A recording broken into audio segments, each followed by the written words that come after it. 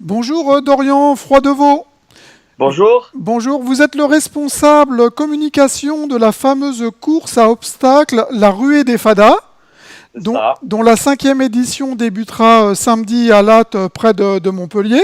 Ouais, absolument. Ouais, je dois dire tout de suite que j'ai pris beaucoup de plaisir à préparer notre entretien en visionnant les photos et vidéos sur votre site internet ruedesfadas.com. Ouais, Le magazine Sport Mag titre dans un article qui vous est consacré La Ruée des Fadas, une course complètement déjantée.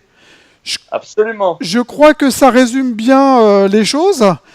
C'est l'état d'esprit qu'on a essayé d'insuffler dans nos événements, en effet. Ouais, présentez-nous tout d'abord cette course. Allez, déjà, qui est à l'origine de cette idée? Alors, à l'origine, c'était deux associés, dont un a quitté la boîte il y a 2 ans maintenant à peu près. Aujourd'hui, c'est le directeur de course, donc c'est Jérôme Bérard, voilà, qui a travaillé dans le secteur de la logistique notamment. Et puis un jour, il en a eu marre, il a tout quitté. Il a quitté son emploi à Paris, il est venu dans le sud s'installer et il a mis ça en place. Donc, les premières éditions remontent à 2015 dans la région de Montpellier, Mhm. Palavas, voilà, des villes comme ça. Et aujourd'hui, on en est donc à plus d'une trentaine de courses à travers la France qui ont déjà été effectuées. Et là, en 2018, on repart pour 10 courses, Hmm. dont la première qui commence à Montpellier samedi. Très bien. Voilà. Alors tout de suite pour mettre dans l'ambiance, je vais passer quelques images, voilà, pour qu'on comprenne mieux les choses. Ouais, alors là, c'est les images donc, de nos obstacles. Voilà, donc beaucoup de boue. Au niveau des obstacles, on est un Combien y peu en a-t-il? entre. Combien y en a-t-il d'obstacles? Alors là, l'édition de Latte, il y en aura 50. Ah Sur oui. nos autres courses, on est sur une quarantaine d'obstacles.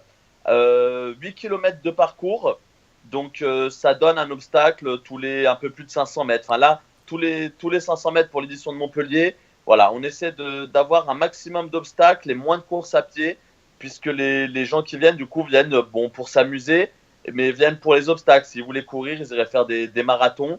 Nous, l'idée, notre différence, elle est dans les obstacles, donc c'est ça qu'on met en avant. Hmm. Voilà, donc Co- les obstacles sont variés à différents niveaux de difficulté.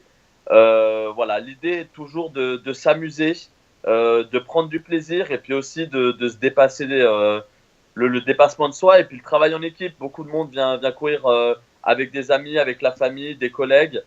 Donc voilà, l'idée est aussi l'entraide hmm. pour Co- franchir les obstacles. ouais, ouais. Combien y a-t-il de participants en moyenne sur les courses? En moyenne, on est entre 3 et 4 000 participants. On a des courses où on est à 6 000, d'autres on est à 2 000. En moyenne, là, sur une année de 10 courses, on va accueillir autour des 35 000 personnes sur les sites. C'est quoi la motivation première des participants? Bon, j'ai déjà la réponse, c'est de s'éclater, mais... Ouais, c'est ça. C'est vraiment s'amuser, passer une journée hors du commun, hors du temps, se vider l'esprit, se changer les idées, et puis avant tout s'amuser beaucoup avec les personnes qu'on aime. Voilà, une vraie bonne tranche de rigolade entre potes, entre amis, entre membres de la famille. C'est nous ce qu'on vend avant tout, c'est du plaisir, du fun et de l'aventure et de l'amusement. On est vraiment là pour divertir les gens, pour leur changer les idées sur la course et puis il y a toutes les animations qu'on met autour. Hmm. Voilà, beaucoup Vous de me disiez, musique, il beaucoup y a de 50 obstacles au total, c'est ça? sur l'édition de Latte, ouais, il y a Ouais. 50 obstacles. Et comment dirais-je, y en a-t-il des nouveaux chaque année, un peu comme dans les parcs d'attractions?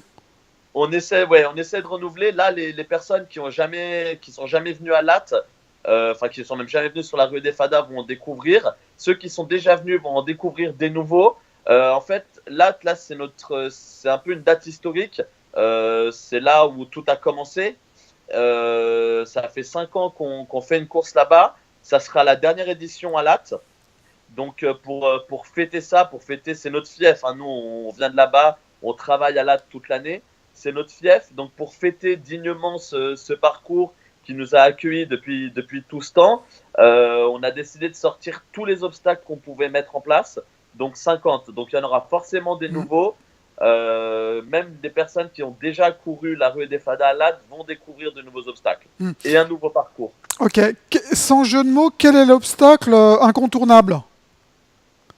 Sans jeu de mots, l'incontournable chez nous, c'est le trou boss. C'est un grand champ de boue, enfin un grand trou de boue qu'on creuse, qu'on remplit de boue et que les gens se jettent dedans. C'est une piscine de boue en fait. C'est le plus iconique, c'est celui qui reflète le plus la Ruée des Fadas. En général, c'est photo incontournable et c'est celui que les gens préfèrent. Parlons de l'aspect caritatif que vous avez développé autour de ces courses. Alors, nous, l'aspect caritatif, c'est quelque chose qui est important pour nous. Ça nous paraissait essentiel, en fait, de servir de la notoriété qu'on a aujourd'hui pour mettre en avant des causes. Voilà, donc on donne à différentes associations tout au long de l'année. Scout et Éclaireurs de France, l'association Cassandra qui vient en aide aux enfants malades. Voilà, sur chaque édition, on est partenaire d'associations, on les met en avant et on leur redonne surtout une partie de l'argent qui est gagné sur les courses. C'est-à-dire que les gens, sur leur billet, en fait, ils ne le savent pas forcément, mais il y en a une partie qu'on redonne à des associations. On a fait notamment l'année dernière, donc en 2016, je parle pour l'édition 2016, au Contamine Montjoie, une grande soirée pour l'association Ella. Voilà. Et depuis qu'on existe, c'est déjà des dizaines de milliers d'euros qui ont été reversés à différentes associations. Voilà. Donc là, l'édition de Latte, ça sera les Scouts et Éclaireurs de France qui vont être partenaires et l'association Cassandra, voilà, qui en donne régulièrement.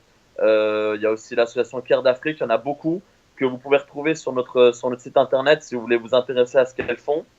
Et s'il y a d'autres associations qui nous regardent et qui souhaitent être mises en avant, qu'elles n'hésitent pas à nous contacter. Voilà, donc soit en leur mettant des stands à disposition sur les sites où elles pourront faire parler d'elles, voilà, soit différentes actions qu'on peut mettre en place. Les derniers préparatifs là pour la course de samedi, comment ça se déroule? Très bien, ça se déroule très bien. On est plutôt bien dans les temps, toujours un petit peu en retard, mais ça fait partie d'événementiel. Elle sera prête, tout sera prêt pour samedi matin à la première vague à 9h pour l'accueil des participants. Il nous reste des choses à peaufiner, mais on est plutôt bien, plutôt même très bien, je dirais.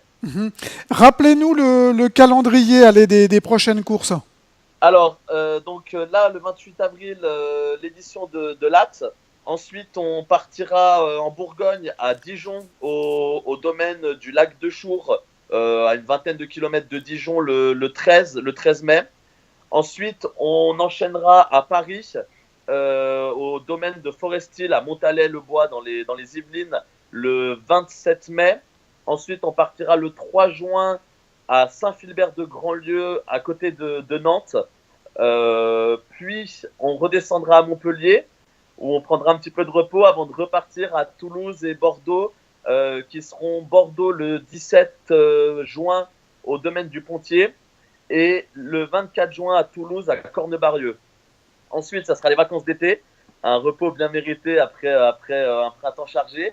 Et on enchaînera à Aix-en-Provence, à Aiguilles, au domaine d'Artémis le 16 septembre. Ensuite, on partira à Lyon, au Grand Parc Miribel-Jonage le 23 septembre.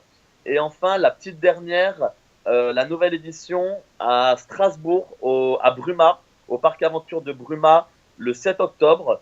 Et enfin, on clôturera notre saison 2018 qui sera très chargée par notre traditionnel week-end au Contamine Montjoie, donc le week-end du 15 décembre.